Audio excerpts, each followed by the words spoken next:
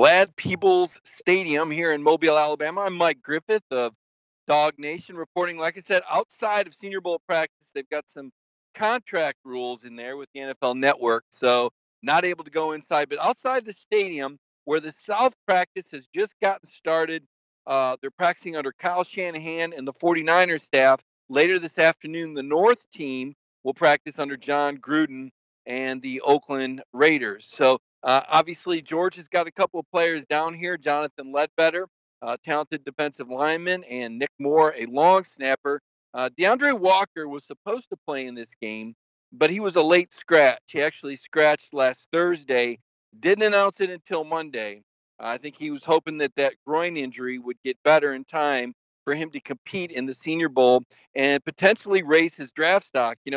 Already I saw a projection today of DeAndre Baker, who once was rated as high as number 10. The most recent one I saw was number 30 in the first round. You wonder how much DeAndre Baker has cost himself potentially by not being here to compete in the Senior Bowl.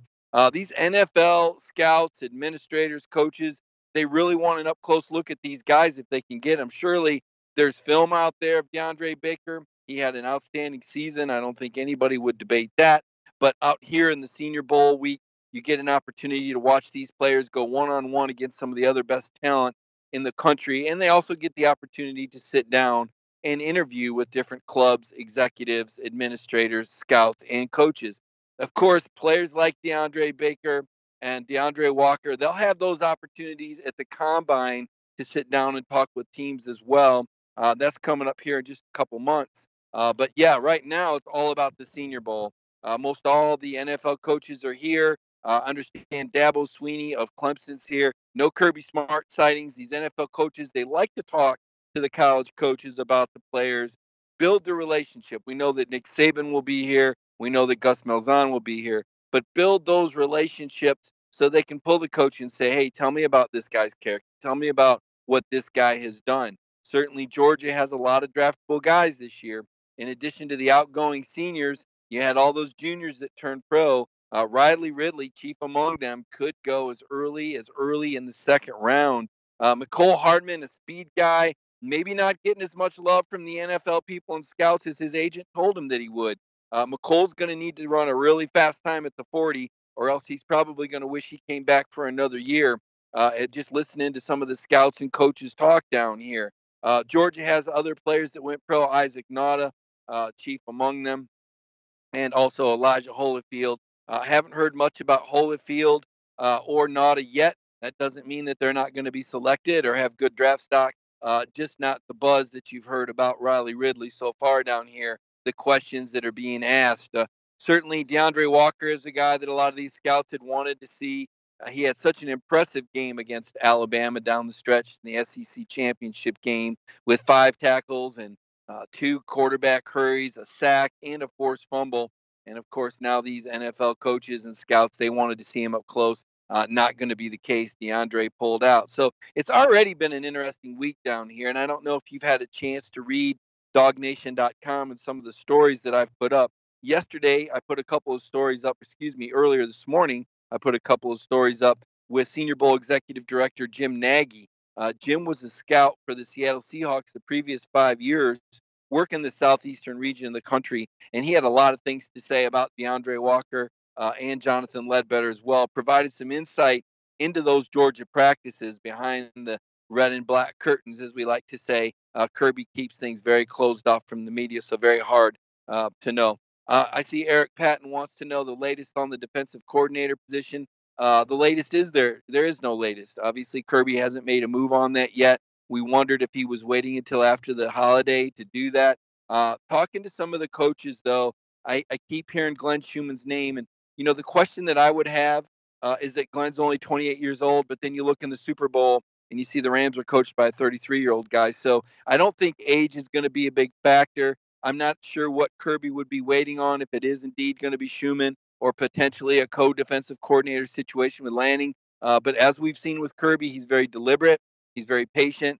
And it's possible he just wants to get everybody together to talk with everyone before he makes a move or iron out the contracts, negotiate these contracts out I don't know if you had the opportunity to see the video cast last night from downtown Mobile, but we talked about the amount of money that Georgia's got to spread around now when you consider that Mel Tucker was making $1.5 million and Jim Chaney was making $950,000.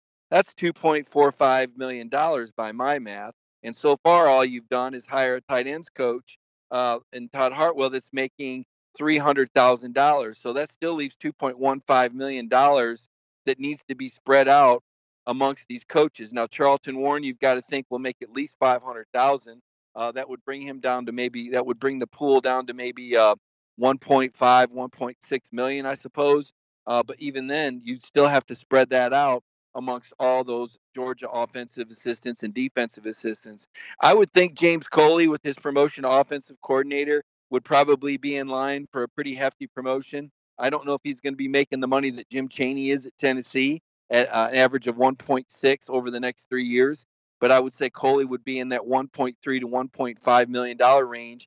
And I would also expect Sam Pittman's contract to escalate significantly along with Coley's, as Coley was making 850,000 last year, Pittman 825. I think both those guys could be in for raises of $400,000 to $500,000 depending on how Kirby splits the money up. He's also got to take care of his defensive staff. None of those other assistants outside of Mel Tucker were making over 400,000 last year or 500,000. So the defensive staff was significantly paid less than the offensive staff. And if you take a look at what Georgia was able to do last season, I thought the defense, especially the defensive front, showed a lot of improvement and a lot of player development. So you got to think that those guys are going to be in for some hefty raises. Bottom line is those Georgia assistant coaches are going to be making a lot more money on account of Mel Tucker and Jim Chaney leaving, and really hard to second guess it when you look at the way that Georgia was able to bounce back in what was supposed to be a rebuilding year and perhaps only one or two plays away again from making the college football playoff. Just put a story up earlier this afternoon. Really enjoyed my conversation with Deshaun Davis yesterday. I was asking him some questions during the Reese's Senior Bowl press conference about Georgia, about the mentality of a team once they lose in the SEC title game and go play in a bowl game. And Deshaun had a lot to say about that, but among what he said was that yes, when you don't win the SEC championship game and you're playing for such a big prize, he indicated that a lot of distractions crop up when you're playing in a bowl game, and went so far as to say some guys aren't going to play 100% for fear of injury. And in the case of DeAndre Baker and DeAndre Walker, they just don't play at all for fear of injury or to protect themselves, or in Walker's case, maybe not completely back from a groin injury that he suffered in the fourth quarter. So some real insight from Deshaun Davis there. I appreciated his comments. Had a chance to talk to Deebo Samuel, the South Carolina receiver. I think everybody remembers Deebo was pretending not to know who DeAndre Baker was before last year's game between South Carolina and Georgia. And Deebo had some interesting things to say. Not a lot. Obviously, if he'd have been on the other end of the score and when South Carolina played Georgia, he probably would still have more to say. But it wasn't so long ago that all the South Carolina Gamecocks seemed to be crowing about how they were going to beat Georgia. But not so much today. A pretty humble Deebo Samuel today. Also had the opportunity to talk with LSU tight end, and forgive me, I'm trying to remember how to pronounce his name here. Foster Moreau, a guy who had a catch for 12 yards, but a guy here at the Senior Bowl, an NFL prospect. And Foster talked a lot about the LSU Georgia game and exactly what Georgia was walking into. I don't know that any of us expected Georgia to lose the way that they did against LSU in Baton Rouge, but Foster provided some insight into that. We'll have a story on that as well. And also Alabama center Ross Pershberger was a guy that I talked with today, or Pershbacher, about the Georgia-Alabama games the last 2 years. And Ross shared kind of his mentality and the Alabama mentality in those games. So wasn't able to catch up with Jonathan Ledbetter. He left very early. I hope that he didn't have any type of illness or anything like that. Most all the players stayed for the entirety of the media availability, but Ledbetter was out of there pretty quickly. Again, not sure. I'm going to be looking for him on the field out there today to make sure he doesn't have some illness or something like that. There's a lot going on for these guys. Their schedules are tight. As I said, yesterday Ledbetter was running behind at a 4:30 meeting. He was also one of the last guys to show up at lunch today. So a lot of things happening fast for these guys, and they're as they're working to stay up with what's a very rigid, disciplined schedule here in the NFL. These NFL personnel folks really push these guys. They evaluate everything. They're watching around every corner. In fact, there was a story that came out today about how some FBI agents are actually hired to follow these guys around and examine their habits and how they carry themselves. And, it sounds kind of ridiculous and over the top until you consider how much money these teams are investing into players, particularly first and second round picks. If you're getting ready to invest millions of dollars into an employee, certainly you're going to vet that employee. You're going to vet him, and you can talk to the coaches, provided that they're here or over the phone. But you're not going to get the same amount of information as you will if you have a private investigator or even former FBI agents, as it turns out. So the Senior Bowl, a place where everything's being evaluated, how these guys conduct their interviews, when they show up, where they show up, and certainly what they're going to do on the practice field here in Lad Peebles Stadium behind me. Today, a very important day. Rain is forecast tomorrow for Mobile, so this is going to be probably the best opportunity that these players have to feature themselves and show the scouts what they can do in these one-on-one drills, skeleton drills, and feature their talents as football players. It's not running around in shorts with no helmets. These guys are in full gear today. They're going, they're hitting. I was just watching a goal line drill momentarily before I came out here to do this Ingles on the Beat segment, and certainly appreciate Ingles sponsorship and always enjoy doing the On the Beat video. Apologize we weren't able to go yesterday. I was in transit on the way down here to Mobile for last night's press conference and now covering today's practice, and hopefully get a chance to talk with Jonathan Ledbetter and Nick Moore after today's practice. Assuming both of those guys are out there, I have no reason to believe they wouldn't be. I haven't heard any announcements from Jim Nagy about anybody being injured or ill or anything like that. It is a really good collection of talent. I'll have a story in the next couple days about Drew Lock.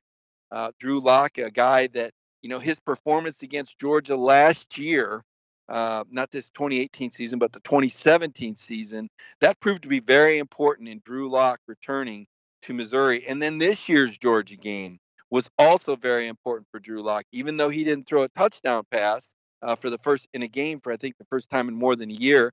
Drew said he really drew on that Georgia game. So I think Drew Lock owes Georgia a thank you note because a lot of his career and his advancement, he claims, had to do it kind of a roundabout way with his performances against Georgia. And obviously he had a lot of great things to say about Derek Dooley, and really pleased that he came back. No regrets. Jarrett Stidham is also here. I asked Jarrett about the Auburn-Georgia rivalry, and he really didn't have a lot to say. He really kind of seemed indifferent, said he didn't really get to know it well enough yet. That kind of surprised me. There really wasn't a lot of depth there with Jarrett Stidham. If I were going to grade his interview, I would say he probably didn't grade out real well. I would also say that he's not as tall as I thought he might be, and that lack of height might hurt him a little bit. You never really know how big these guys are till they show up here and go through the weigh-in and the measurements and things like that. That's another reason these scouts like to eyeball these players up close, one right next to the other. And Stidham's size, I wonder, maybe while not a disadvantage, maybe not the advantage that I would have thought. For some reason, he seemed taller to me watching him play, but seeing him today didn't seem to have the stature that I would have expected. And for that matter, Jake Fromm's not the tallest guy either. But I did hear some things about Jake Fromm today, talking to some players, and then they're really high on Jake Fromm. I mean, he's a really well-respected guy. There's no doubt. Jake's going to be a guy who's going to have a decision to make next year about whether or not he returns for his senior year. I think his stock is such that he could be a guy that would go early to the draft. I don't think there's any question that DeAndre Swift would be a guy who I would lean towards saying would probably go early if he has the type of season that we think. I know I talked with DeAndre after this season. I know the 2,000-yard targets out there. There's talk about the Heisman Trophy, and DeAndre Swift has said, if he's going to be in the first or second round, he would be leaning on coming out early. So, keep that in mind when you look at all this talent that Georgia brings in and you wonder what they're going to do with them. It certainly doesn't take very long for these guys to get on the field when so many players are going to go pro their junior year. It's something that we saw happen at Alabama. I think the count is up to 6 or 7 now. Alabama's lost. Even Texas A&M, I believe, lost 4 players. So Florida Gators, I think they lost 4 or 5. So Georgia's not the only team that lost more than a few underclassmen. The Bulldogs losing 4. Some other teams in the SEC also losing some underclassmen. I think Georgia's going to be well equipped. I've been asked a lot about Georgia down here. People ask a lot about Kirby. He's only been a head coach for 3 years. What type of head coach is he? I think he's obviously a lot like Nick Saban in many respects, but he's also more animated. And as earlier when I talked with Mel Tucker out in San Jose, California, about a week and a half ago, just over a week ago, I guess. Things are kind of blurring all together here. It's been kind of crazy since the Sugar Bowl. But, one of the things Tucker said when asked him the difference between Saban and Kirby was Kirby's passion for Georgia. Just the way he feels about the Georgia Bulldogs, the way he operates, and therefore the way he demands everybody else feel and operate about the Georgia Bulldogs. So that's one thing that I've kind of passed along when people have asked is just the passion, that Kirby has for his program, the love that he has for his program, and the focus that really Georgia showed all year long. It was really a testament to those Georgia football players. They really kept their eye on the big prize. Nothing distracted them. None of the talk from the other teams, whether it was South Carolina, the talk of an upset Missouri from the national odds maker, the Kentucky game, obviously there was a crazy environment there. The Florida game, the Gators are always talking, saying that last year's game didn't prove it. Georgia stayed focused through it all. It really wasn't until that Sugar Bowl that you saw an effort that was not indicative of what Kirby Smart has brought to Georgia the last couple of years and the way he's grown the program. And that Sugar Bowl has left a sour taste in a lot of people's mouths. I know it's made a lot of people question Georgia a little bit, but you got to remember they were without DeAndre Baker, who was sitting out. He chose not to play in that game after originally saying he was going to play in the game. They were without DeAndre Walker, their sacks leader, and certainly one of the leaders in the huddle. And they were without Jordan Davis, freshman All-American nose tackle, who makes life really difficult for offensive lines who want to run the ball. Jordan, a big 325, 330-pound guy that can really clog the middle, could be an all-SEC type of player next year, provided that he stays healthy and is able to firm up even more. I think, the sky's the limit for that kid. Another one that I expect to have a 3-year career at Georgia, and he could end up being a first-round draft pick. So we'll see what he does in the weight room and on his technique. But a lot of talent on that Georgia football team that was not on the field against Texas. I don't think anybody thinks that Texas would have won that game had it been played in the regular season. Certainly, Deshaun Davis, a guy that we talked to again today, the Auburn linebacker, he had some comments about that, and you'll want to read what he had to say. So a lot more stories coming out of here. Before I get out of here, I'm probably going to head back to Athens in the next day. The rain is coming. The media day was today. I'm going to find out real quick here when I go inside what they're saying about Ledbetter. How does he look today? Nick Moore, the long snapper, try and catch up with him as well. And I really appreciate everyone viewing. I hope you've enjoyed these reports from Mobile, Alabama, as we're trying to follow the Georgia players, get more perspective on Georgia on the record from teams that they played this year, but also from NFL coaches and scouts as they have their curiosities about the Georgia football players, about the Georgia coaches and the Georgia program. Is certainly now Georgia a program that's just full of NFL talent, that the NFL team's paying a lot closer attention to now and trying to learn more about. And they're going to ask everybody and anybody they can to get all the perspectives about what's going on in Georgia. And it's pretty easy to say good things about Kirby Smart and the way he operates that program and the way those players carried themselves last season. That was one focused football team that accomplished a lot more than I originally thought they could. Granted, I picked them to lose 2 games, but I didn't think they'd be throwing Alabama around like that for a half of football or 3/4 of football. And if not for that injury to DeAndre Walker, firmly believe that Georgia would have beat Alabama and made the college football playoffs. So going to sign off here from outside of Lad People Stadium in Mobile, Alabama. Hope you've enjoyed this Ingles on the Beat segment. Have a great day, everybody.